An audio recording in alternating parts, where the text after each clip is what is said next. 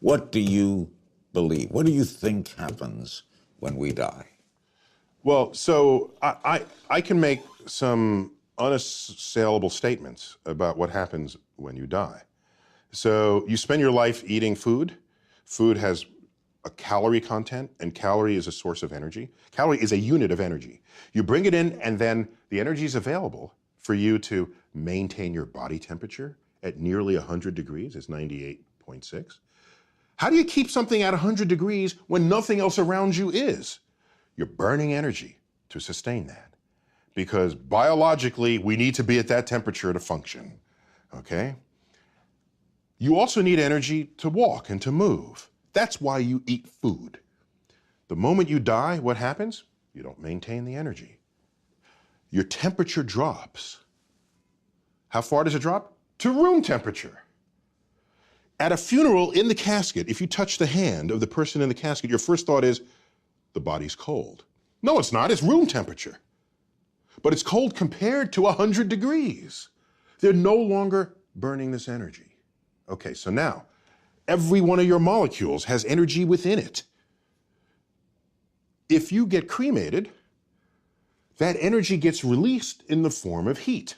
And you heat the air, and that air radiates to space. You get buried, which is how I want my body to be disposed of. Bury me. Bury me. Because you know why? I don't want the energy content of my body to just get radiated out into space, of no use to anybody.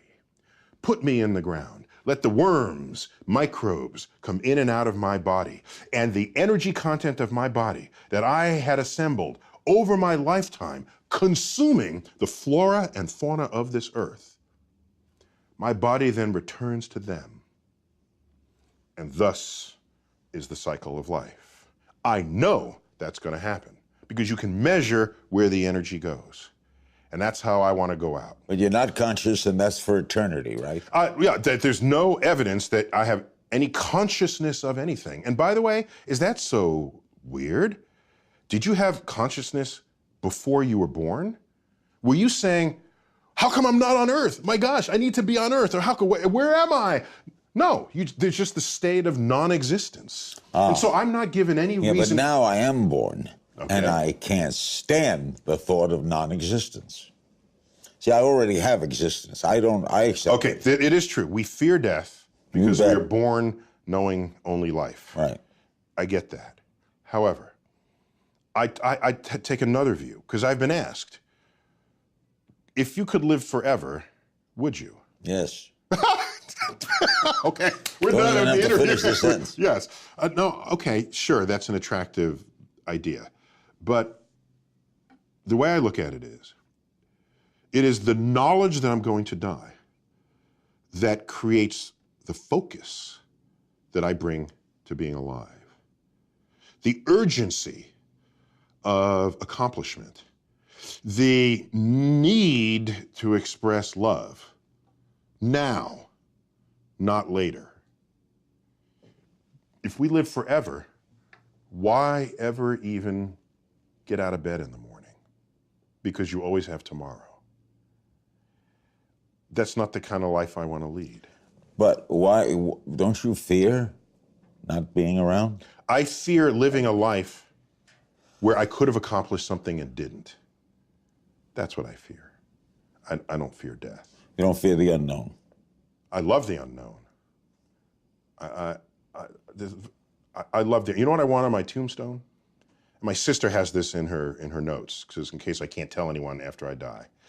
On my tombstone, a quote from Horace Mann, great educator. Be ashamed to die until you have scored some victory for humanity. That's what I want on my tombstone. But you don't fear or think about not being around?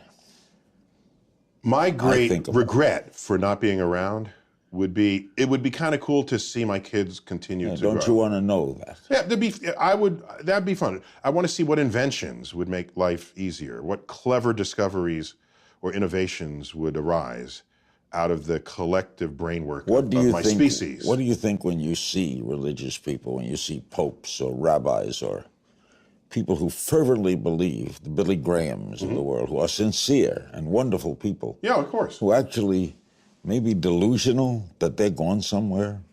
No, they're embedded in belief systems. And what I look at is I see all the belief systems, and when you line them up, they're not really compatible with one another. So whatever they're believing, it can't be a truth that applies to everybody, because other people believe what they do with no less fervor. And so I sit back as a person who's interested in objective truths, and I say, well, it doesn't look like that's a path towards an objective truth. So let people continue to think and say what they want.